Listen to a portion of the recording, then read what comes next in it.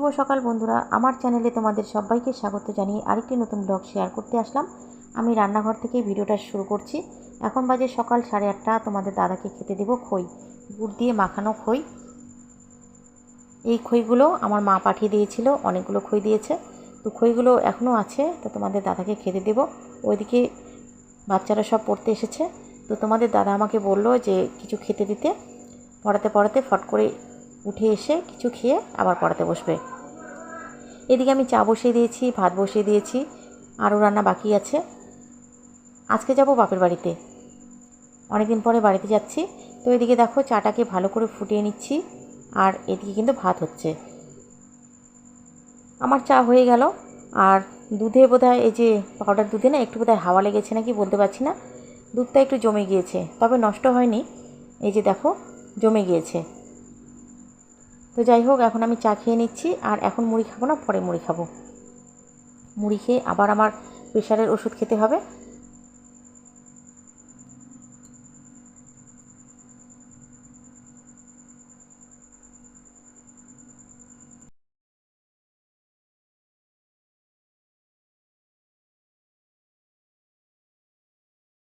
বুমবার school ছুটি আছে, তার মধ্যে আজকে রবিবার, লেট করে ঘুম থেকে ওঠা হলো। তো এই যে মশারিটাকে তুলে নিচ্ছি, মশারিটাকে তুলে বিছানাটাকে গুছিয়ে তারপর ঘর মুছবো। আর বাসি ঘর কিন্তু ঝাড়ু করা হয়ে গেছে। এদিকে প্রচণ্ড গরম পড়েছে, চুলগুলোকে উপরে ফোল্ড করে বেঁধে রাখলাম কাটা ক্লিপ দিয়ে। বাইরে দেখো কতটা রোদ, দেখলেই বোঝা যাচ্ছে জানালা দিয়ে রোদের ঝিলিক ঘরে এসে পড়েছে। আর মশারিটাকে না আমি পোটলা করে রাখি, আগে মাঝে মাঝে ভাঁজ করে রাখতাম, কিন্তু এখন পোটলা করে রেখে দিই। তো চলো বিছানাটাকে গুছিয়ে নিচ্ছি।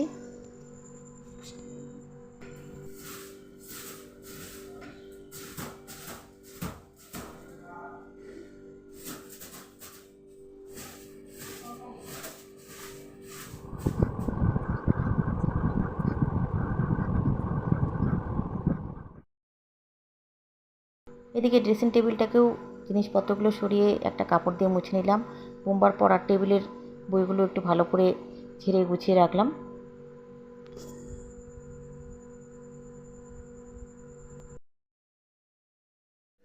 তো চা খেয়ে নিলাম, ওইদিকে ভাত বসিয়ে দিয়েছি দেখতে পেলে, আরও রান্না আছে বাকি। এখন ঘরগুলোকে গুছাচ্ছি, বাসি ঘর ঝাড়ু করা হয়ে গেছে, ঘরগুলোকে গুছিয়ে নিয়ে আর ঘরগুলোকে গুছিয়ে নিয়ে তারপর ঘরগুলোকে ফটাফট করে মুছে নেব। আর অনেক দিন থেকে বাপের বাড়িতে যাওয়া হয়নি, আজকে একটু বাড়িতে যাব। তো চলো কিছু টুকিটাকি কাজকর্ম তোমাদের সাথে শেয়ার করে তারপর স্নান করে পুজোটা দিয়ে একটু হালকা কিছু মুখে দিয়ে বাড়ি যাব। তো বাড়িতে গিয়ে তো তোমাদের সাথে একটু দেখা করবই। তো চলো, এই যে ড্রেসিং টেবিলটাকে মুছে নিলাম, বিছানাটাকে গুছিয়ে নিলাম, পাশে ঘরে বিছানাটা আবার ঝাড়তে আছে। তো চলো কাজকর্ম করে নিচ্ছি, আজকে ফটাফট করে কাজকর্ম করে স্নানটা করতে হবে। আর আমি দেখো ম্যাচিং ম্যাচিং, পুরোটা ম্যাচিং না হলেও কিছুটা ম্যাচিং হয়েছে টিপ নাইটিটার সাথে। তো চলো, আর ঘড়ির কাঁটা তো থেমে থাকে না, ঘড়ির কাঁটা চলতেই আছে। ছেলেকে একটু খাওয়াই দিই, ভাত খাওয়াই দিই, আলু সেদ্ধ আছে, ঘি আছে, ডিমের তরকারি আছে কালকে রাতে। তো চলো কিছুক্ষণ পরে আবার ফিরে আসছি। আর এই যে এই সসটা দেখতে পাচ্ছ, এই সসটা মা বানিয়েছে। এটা কিন্তু সসের বোতলের মধ্যে, বাড়িতে যেটা কেনার সস ছিল ওই সসটা শেষ হয়ে গেছে, তো বোতলটা ছিল, এই বোতলের মধ্যে মা সস পাঠিয়ে দিয়েছে বানিয়ে ছেলের জন্য। ওখানে ভাস্তার জন্য 1 বোতল, আমার ছেলের জন্য 1 বোতল। তো মোটামুটি এতটা ছিল। তো খেয়েছে ছেলে, আমার মা বানিয়েছে এই যে। তো চলো ড্রেসিং টেবিলটাকে মুছে নিলাম, এখন জিনিসপত্রগুলোকে গুছিয়ে নিই।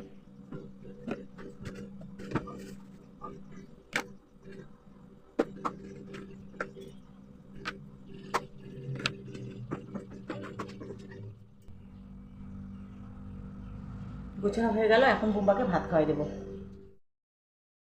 কালকে রাতে ডিমের তরকারি ছিল, একটাই ডিম ছিল আলু দিয়ে।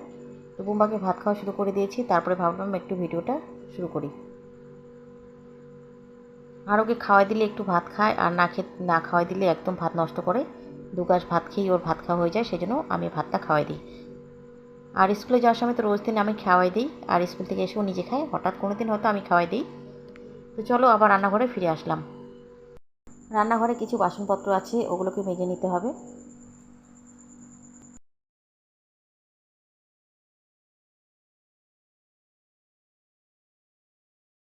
থালা বাসন মাজা হয়ে গেল, এখন ভাতের হাঁড়ি মেজে নিচ্ছি। আর এটা রাতে যে হাঁড়িটা মাজা হয়নি সেই হাঁড়িটাকে মেজে নিচ্ছি। আর বোমবার যে জল গরম করা হয় সেই হাঁড়িটাকেও এখন মেজে নেব।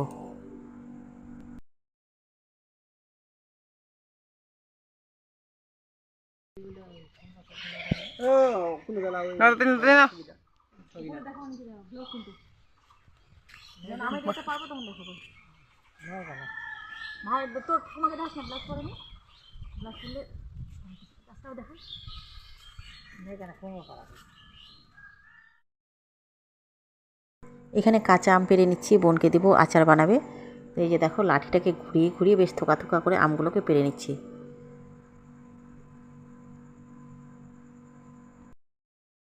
আমার শ্বশুরমশাই এই পৃথিবী থেকে চলে গিয়েছে আজকে নিয়ে প্রায় 24 দিনের মতো হয়ে গেল।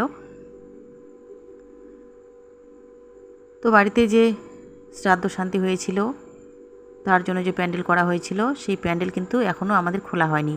প্যান্ডেলের কাপড়গুলো খোলা হয়েছে কিন্তু এই যে বাঁশগুলো খোলা হয়নি। বাঁশগুলো দেখতে পাচ্ছ এখনও আছে। তো প্যান্ডেলওয়ালা বলেছিল বাঁশগুলো এসে তাড়াতাড়ি করে খুলে নিয়ে যাবে, জানি না কেন আসছে না। দেখি আর কিছুদিন পরে ফোন করতে হবে। আর এই যে দেখো থোকা থোকা করে আমগুলো আমরা পেরে নিচ্ছি। এদিকে মাহিমা, মাহিমা বলতে আমার ননদের শাশুড়ি মা, আমাদের বাড়ির পাশেই থাকেন।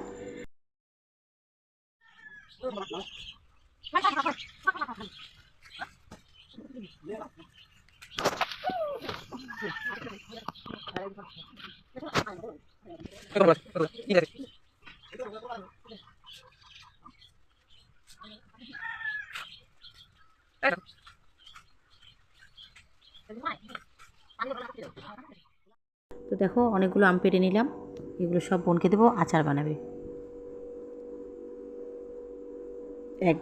এক বালতি।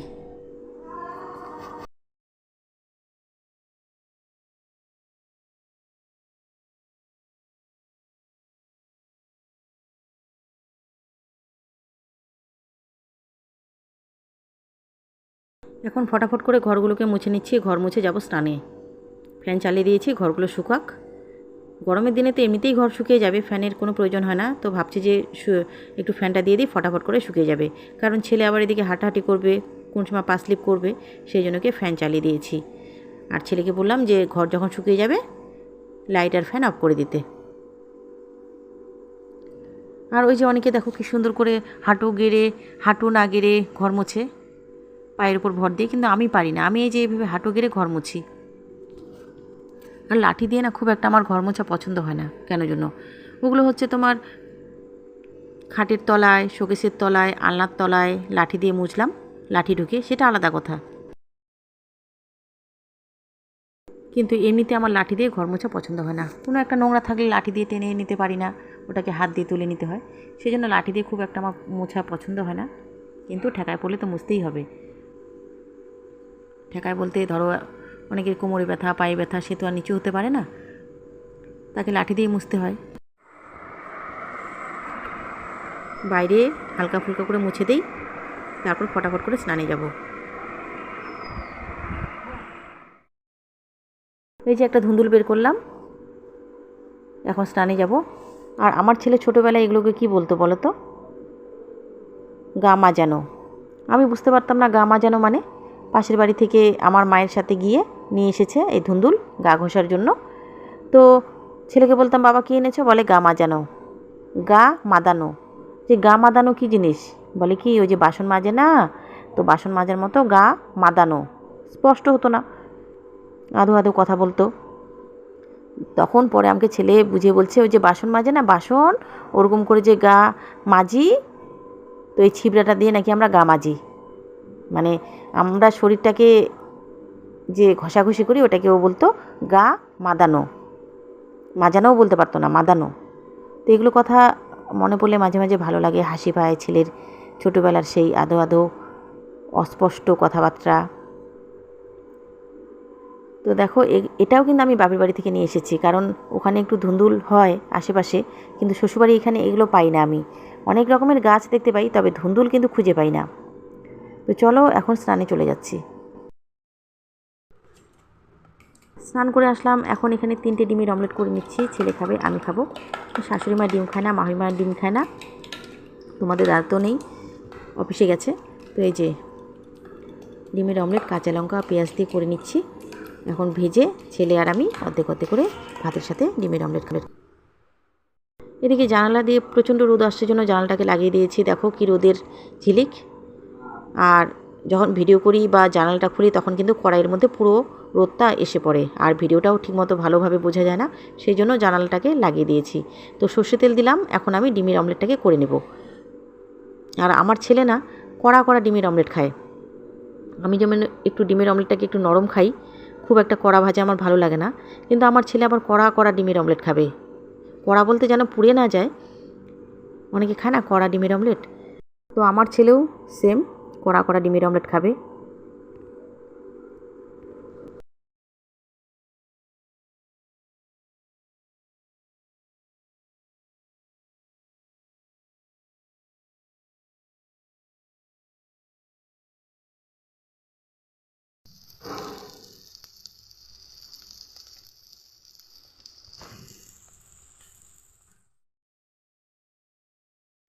আর এই যে দেখো, তোমাদেরকে বলতে ভুলে গিয়েছি, কালকে রাতে ডিমের বড়া ছিল, এগুলোকে ফ্রিজে রেখেছি, তো এগুলো একটু গরম করে নিলাম। বেশি ছিল না, কয়েকটা ছিল। সাথে লেবু নিয়েছি, ডিমের অমলেট, আলু ভাজা, আর এই যে আলু ডাঁটা তরকারি। বুম্বা খাচ্ছে, এখন আমি খেতে বসবো।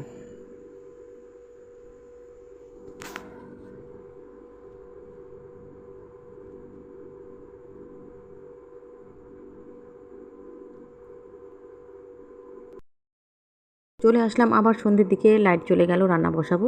এখানে চা বসিয়ে দিয়েছি আমার জন্য, মাহিমার জন্য। লাইট চলে গেল, মোম জ্বালিয়ে নিলাম, এখানে ভাত বসিয়ে দিয়েছি।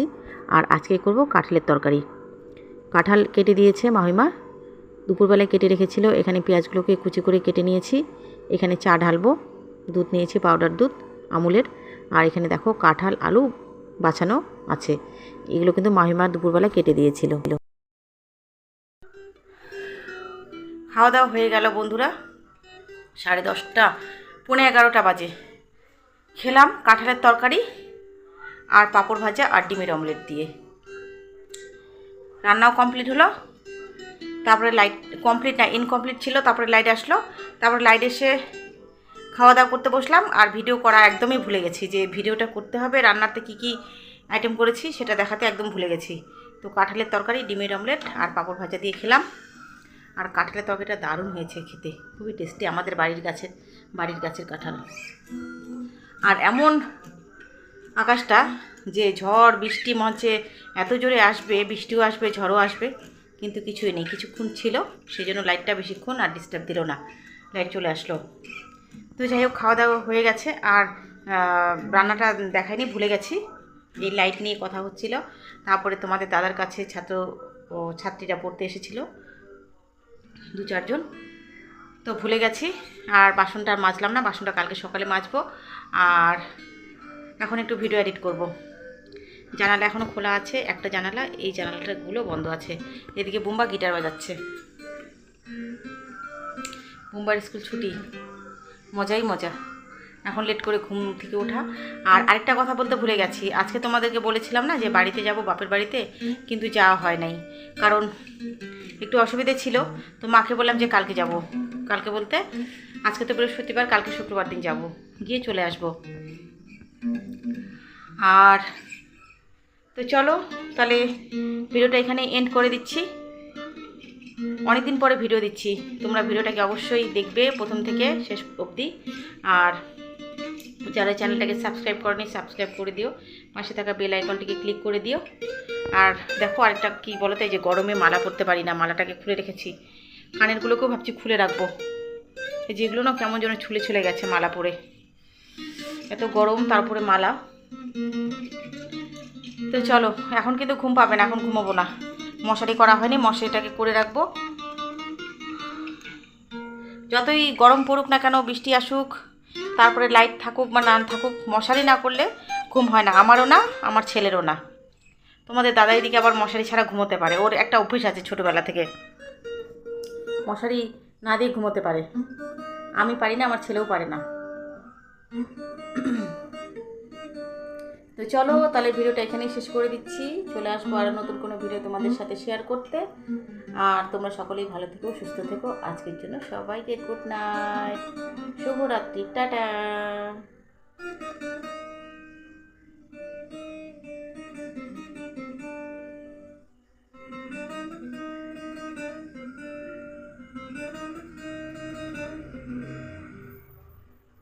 কিসের মিউজিক হবে এটা? কি গান? কবি জো বাদল বর্ষা না কি বললো? যাই হোক, শ্বশুরমশাই যেদিন মারা গেছিলো ওই দিন কী ছিল, বুম্বা গিটার সিলেক্ট হয়েছিল স্কুলে প্রোগ্রামে, কিন্তু যেতে পারেনি। তারপরে দুদিন পর আরেকটা প্রোগ্রাম হয়েছিল, ওই প্রোগ্রামে আবার সিলেক্ট হয়েছিল, ওটাতে গিয়েছিল। আর যেদিন শ্বশুরমশাই মারা গেছিলো ওই দিন যেতে পারেনি, বুম্বার পরিবর্তে ক্লাস 9-এর একটা ছেলেকে নিয়েছিল। তো চলো তাহলে ভিডিওটা এখানে শেষ করে দিচ্ছি। চলে আসবো আর নতুন কোনো ভিডিও তোমাদের সাথে শেয়ার করতে। আজকের জন্য গুড নাইট, টাটা।